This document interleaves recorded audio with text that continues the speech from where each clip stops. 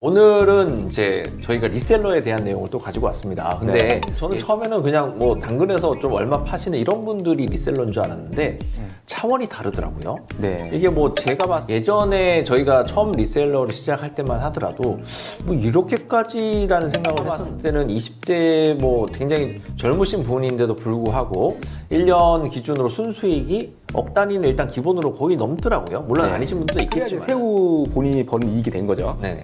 근데 정말 최악의 상황, 앞에서 케이스 3번 같은 네네. 최악의 상황을 가정해 보면은 오히려 세금을 더 많이 내야 되는, 본인을 번 돈도 그런 걸 얘기를 드렸음에도 불구하고 네.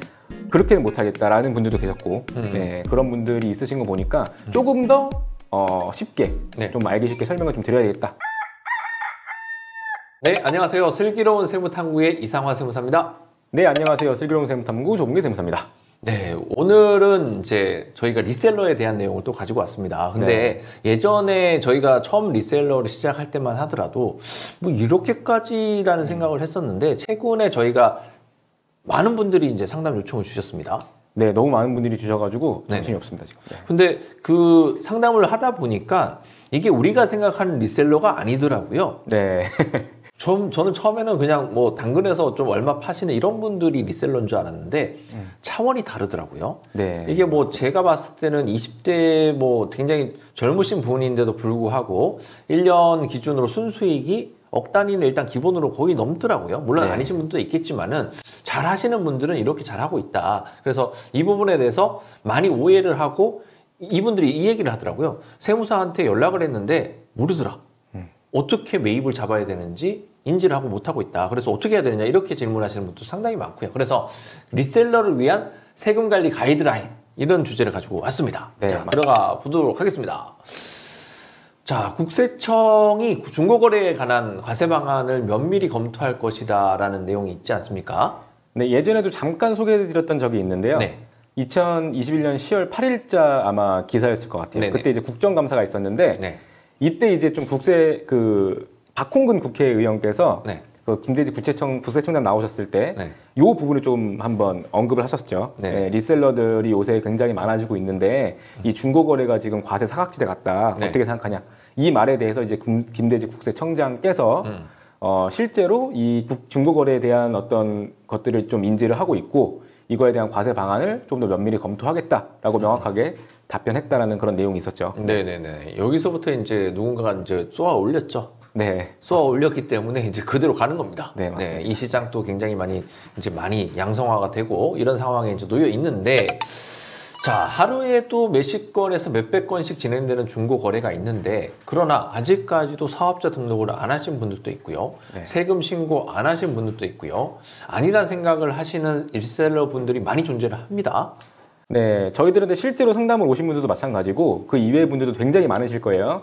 지금 현재 뭐 하루에도 몇십 건, 뭐 많게는 몇백 건씩 계속 거래를 하시는 그런 분들, 그러면서 이제 상당히 이익을 많이 남기시고 네. 있음에도 불구하고 사업자 등록 안 내시고 계속 하시는 거죠. 그동안 해왔던 것처럼. 당연히 세금 신고도 안 했겠죠. 네. 부가세 신고도 안 했을 거고. 근데 이런 분들의 이제 문제가 좀 많이 되고 있는 거예요. 근데 기존 영상에서도 이런 리셀러들에 대한 세무 리스크들을 좀 짚어드리기는 했지만은 아직까지 실제로 문제가 된 적이 없다 보니까 조금 이제 안일하게 생각하시는 분들이 좀 많이 있으신 것 같아요. 그래가지고 저희들이 좀 위험성을 고지드리고 상담할 때도 그런 걸 얘기를 드렸음에도 불구하고 네. 그렇게는 못하겠다라는 분들도 계셨고 네, 그런 분들이 있으신 거 보니까 조금 더 쉽게 네. 좀 알기 쉽게 설명을 좀 드려야겠다 이렇게 좀 해서 이 영상을 준비했죠. 알겠습니다. 네. 최근 상황은 중고 거래가 이제 크게 활성화가 되고 있고요. 중고 물품 거래가 이제 다수고 온라인 플랫폼도 다수 이렇게 등장을 하고 있습니다. 네, 일단 그 과거에는 이제 중고 거래를 할 수 있는 온라인 플랫폼이 많지가 않았어요. 네, 당근밖에 생각이 안 났죠, 사실. 네, 저희가 알고 있는 몇 가지 돼 있잖아요. 그런 것들 말고는 사실은 크게 떠오르지 않았었는데 요새는 뭐 신세계나 롯데, 네이버 같은 큰 대기업들도 이 중고 거래 플랫폼을 내놓고 있습니다. 그리고 명품 거래만 해왔던, 명품 신상 거래만 해왔던 그런 플랫폼에서도 중고 거래를 할 수 있게끔 열어주겠다라는 식으로도 좀 활용을 하고 있고요. 네네. 그렇게 많아지고 있는 거죠, 현재. 이 시장이 상당한 시장이 되어가고 있습니다. 네네. 그래서 변화가 과거에는 무통장 입금 중심으로 이제 되고 있었죠. 최근은 어떤가요? 네, 과거에는 사실은 뭐 세금을 신고를 할래야 사실 할 수 없었다고 하는 게 맞는데요. 네. 다 그냥 개인적으로 통장으로 입금을 받다 보니까 네. 사실은 이제 국세청에서 이걸 알 수 있는 방법이 없었던 거예요. 네. 예, 그러다 보니까 당연히 세금 신고를 하지 않는 어떤 그런 구조였었는데 최근에 이제 플랫폼들 같은 경우에는 여러 가지 피지사들, 뭐 KG 이니시스랄지 뭐 네이버페이 등등의 여러 가지 결제 수단들을 입혀가지고 중고거래를 하게끔 만들어 놓고 있고요. 그 다음에 계좌 이체를 하시더라도 현금 영수증 발급을 네. 본인이 선택할 수 있게끔 되어 있다 보니까 현금 영수증 발급을 원하시면은 바로 그냥 국세청에 통보가 되는 네. 거거든요. 네. 이런 식으로 세팅이 되어 있다 보니까요.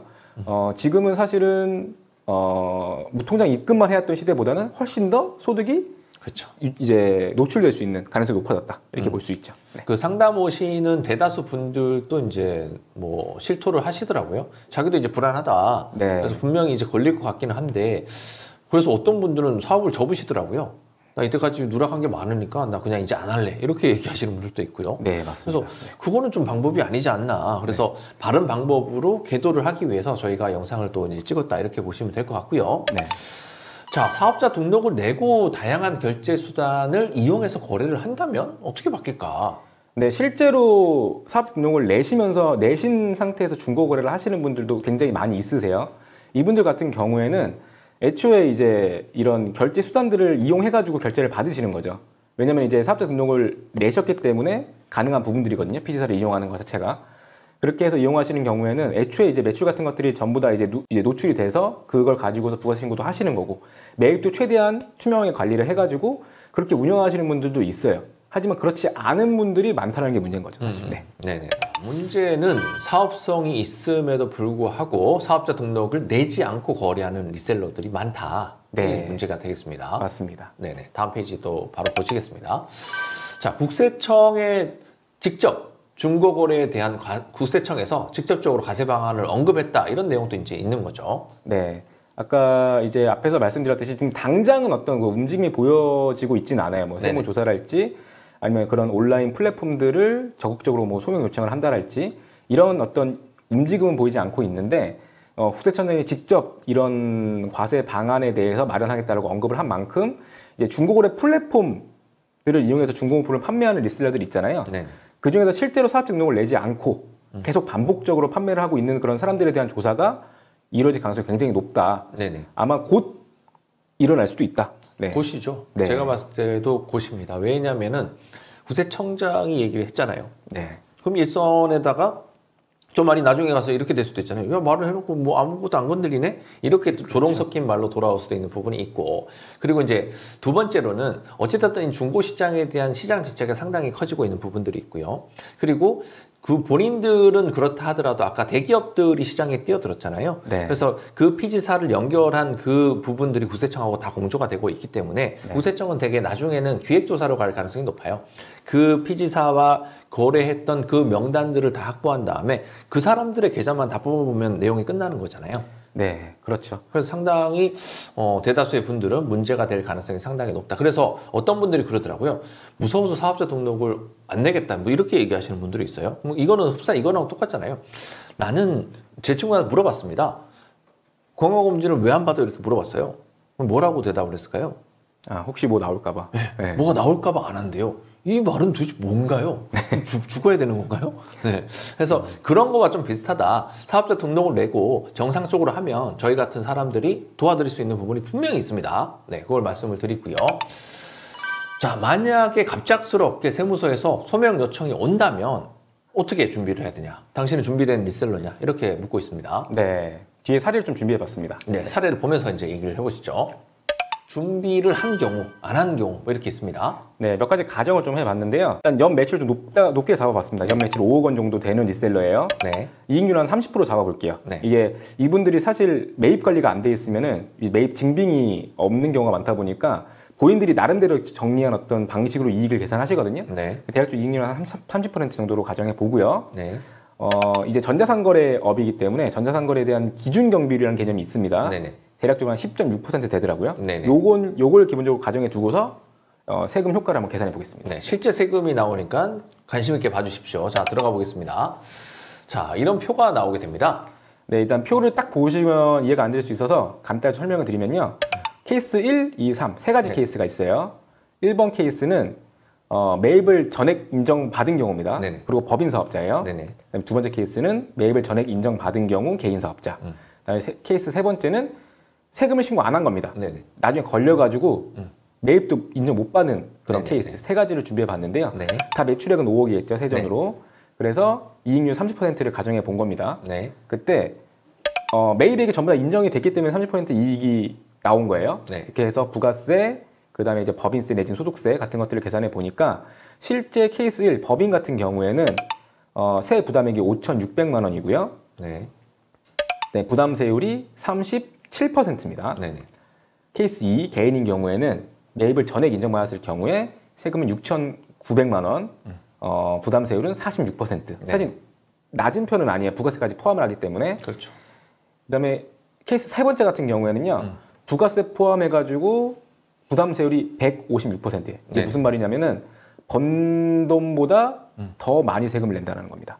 네. 그렇죠. 이게 아마 되게 생소하실 수 있을 것 같아서 제가 이제 추가로 다시 한번 리마인드를 한번 시켜드리면 일단은 신고를 하지 않았으면 국세청에서는 매입을 인정해 줄 필요가 없습니다. 네. 근데 법에서 정하는 최소한의 경비가 있잖아요. 맞습니다. 그거를 이제 기준 경비라고 불리게 되는데 업종별로 다 달라요. 근데 업종별로 다르다 하더라도 본인이 실제 생각하는 매입률보다는 상당히 낮습니다. 그래서 이 업종 같은 케이스는 10점 몇 % 정도 되지 않습니까? 10.6%요. 네. 그래서 이 5억 원에 대해서 10% 정도만 비용 처리가 되기 때문에 이 부분에 대한 소득세는 상당히 높게 나옵니다. 1억 3,700이라는 금액이 나오는 거고요. 그리고 실제 그 시기에 신고를 하지 않았기 때문에 가산세를 또 한 번 낸다라는 부분인 거예요. 이래서 실제로 내야 되는 거는 원래 버는 거는 실제 얼마 벌었습니까? 이 사람이 1억 500만 원 벌었죠. 원래는 1억 5천을 벌게 되지 않습니까? 30% 이익이었기 때문에. 네. 근데 그 부분보다도 훨씬 더 큰 세금을 내게 되는 케이스에 해당을 하는 거고요.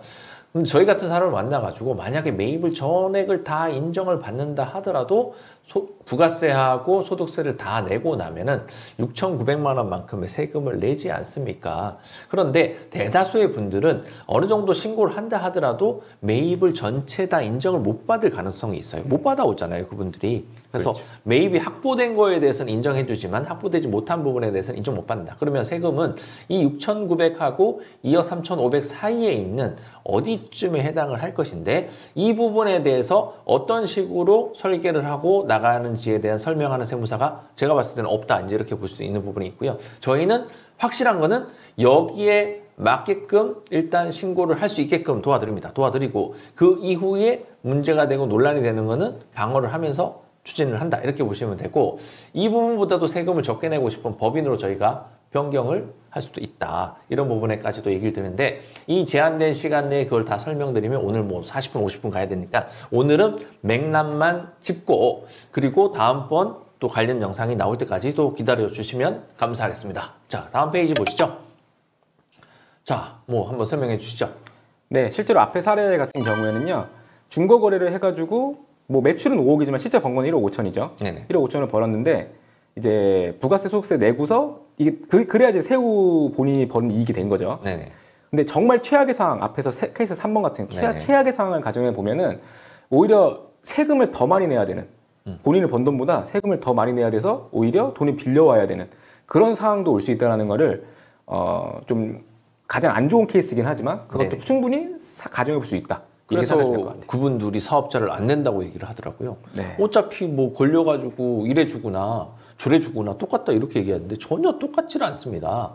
어찌됐든지 간에 지금이라도 저희를 만나서 이 부분에 대해서 과거의 신고 부분을 어떻게 신고를 할지 그리고 앞으로에 대해서 어떻게 신고할지에 대한 연구는 반드시 필요한 부분인 거고요. 이거는 일반적인 기장하고는 조금 차원이 다른 얘기입니다. 그리고 이런 분들이 또 있을 거예요. 나는 1년에 순수익이 한 2천만 원 정도 되는데 걱정하지 마시고 그분들은 그렇게 전화를 주시면 되는 거고요. 순이익 자체가 한 1억 넘는다 이런 분들은 걱정을 많이 하신 채로 전화를 주십시오. 마음 버거움을 가지고 전화를 주시기를 바라겠습니다. 다만 해결책은 무조건 있다 이렇게 보시면 되겠습니다. 자, 다음 페이지 보시죠. 자, 매입 관리가 중요하다는 얘기를 또 한 번 합니다. 네. 네, 중고 물품을 판매하시는 분들 같은 경우에는 다른 도소매업자들에 비해서 훨씬 더 매입 관리에 힘쓰셔야 됩니다. 왜냐하면 증빙을 받기 어려운 경우가 있기 때문에 그러면 일반적인 적격 증빙 이외의 다른 서류들을 구비하던가 아니면은 이 구매 과정에서 조금 더 주의해야 될 사항들이 뭔가 이런 것들에 대해서 전문가의 도움을 좀 받으셔야 된다는 거예요. 네네. 네, 그런 것들이 처음부터 준비가 돼 있지 않으면은 나중에 준비하려면 사실은 준비 못할 경우가 많거든요. 네네. 그래서 애초에 거래하실 때부터 그런 부분들, 그런 매입 관리를 염두에 두고서 거래를 시작하셔야 된다라는 점을 네. 좀 말씀드리고 싶어요. 네네네. 다음 페이지 보시겠습니다. 자, 또 유의사항인데요. 네, 일단 은근히 이런 분들이 많이 계세요. 네. 증빙 안 받고 거래하셨대요. 중고물품이래. 네. 근데 알고 보니까 상대방이 사업자가 있으신 분이에요. 그렇죠. 근데도 안 받아 오셨던 거예요. 그런 케이스에서는 증빙이 인정되지 않죠. 그렇죠. 네. 네. 일반적으로 그런 경우에는 애초에 부가세 거래도 안 하셨을 가능성이 높고요. 네. 일단은 사업자 등록이 있는지 여부를 먼저 확인하셔야 돼요. 이런 거래를 굉장히 많이 해 오신 분들 같은 경우에는 네. 애초에 사업자를 내고서 하시는 경우가 있거든요. 근데 상대방이 요청을 안 하니까 그냥 발행을 안 하시는 거예요. 근데 사업자 등록이 있다는 게 명확하다고 하시면은 무조건 세액과세를 받으셔야 되는 거고요. 네네. 그렇지 않은 분들과 거래할 때에 대한 어떤 그 방법 같은 것들은 네. 이제 저희들이 정해놓은 어떤 여러 가지 그런 전략들 그런 것들을 활용해야 되는 거지 실제로 사업자 등록이 있으신 분과 거래할 때에는 반드시 받아야 된다. 네. 자, 정리해 드릴게요. 시간이 많이 가긴 했는데 가장 중요한 거는 많은 분들이 이렇게 생각하시는 경우가 많아요. 나는 계좌 이체해줬고 나는 실제 매입이 맞기 때문에 매입 인정해줘야 되는 거 아니야? 이건 죄송한 얘기지만은 그건 당신의 생각인 거고요. 국세청의 생각은 전혀 다르다. 국세청 생각은 그 거래한 상대방이 사업자 등록이 되어 있다라면은 그렇게 계좌 이체를 했다라는 건 증빙을 받을 수 있음에도 불구하고 안 받았던 거 아니냐. 그래서 매입 인정 불가능. 그리고 상대방이 사업자 등록이 되어 있지 않는 사람이라면은 그 부분에 대해서 무조건 해주겠다가 아니라 그 부분을 실제 사실 거래인지 아닌지를 확인해서 해주겠다. 그러면 이거는 신고할 때마다 이거를 국세청하고 얘기를 하면서 진행을 할 수가 없어요. 나중에 신고가 끝난 이후에 소명이 들어올 거예요. 그 2천만 원짜리에 대해서 소명 들어오지 않습니다. 그 1억짜리 정도 되는 소명 들어옵니다. 그때의 시시비비를 가려야 되는 부분이다. 그래서 상당히 어려운 부분에 해당을 한다. 이런 부분을 이제 시간이 너무 짧습니다. 다음에 네. 또 만들어야 될 것 같습니다. 네. 네네. 오늘은 이렇게 이제 내용이 됩니다. 과세 움직임이 이미 시작됐다. 이런 내용이 있습니다. 네, 사실 지금 리셀러들 같은 경우에 보세 신고를 못하는 이유가 있어요. 사실은 네. 이게 증빙을 원칙적으로 받을 수 없는 거래에 대해서도 어떻게 좀 매입세 공제를 할 것인지에 대한 그런 방안 마련이 세법의 개정이나 이런 방안이 마련되지 않는 한은 사실은 굉장히 좀 보수적일 수 있는데 네. 이런 부분들에 대한 분명히 이제 앞으로 세법 개정이 이제 일어날 것 같아요. 될 겁니다. 네, 네. 될 거지만 근데 그 전에 이제 이미 좀 과세의 움직임이 시작된 만큼 보완이 되기 전이라도 준비를 해야 된다는 점 같이 말씀드립니다. 네, 맞습니다. 자, 오늘 이렇게 준비를 해봤고요. 상당히 중요한 내용을 이제 가지고 왔습니다. 그래서 저희가 많은 영감을 드리려고 이렇게 했는데 시간이 일단 한계가 있어요. 뭐 이렇게 벌써 했는데 한 20분 가까이 지나오지 않았습니까? 네. 근데 그 확실한 건 아까 마지막 말미에 말씀을 드렸는데 일단은 매입에 대한 부분을 어떻게 인정받느냐라는 거는 그 세무사들마다의 어떤 방침이 있습니다. 근데 국가가 아직 거기에 대한 정책이 없어요. 그러나 확실한 거는 그 매입을 인정받고 못 받는 영역에 대해서는 세무조사가 됐던 소명이 됐던 다툼의 대상인 거지. 나 계좌 이체 내역이 있으니까 다 해줘. 이거는 아니다. 이렇게 보시면 되는 거고요. 궁금한 점은 1대1 상담 신청하기를 통해서 신청을 해주시길 바라겠습니다. 오늘 준비해 주셔서 감사하고요. 네, 감사합니다. 네, 다음 시간에 또 다시 뵙도록 하겠습니다. 이상화 세무사였습니다. 네, 조봉기 세무사였습니다.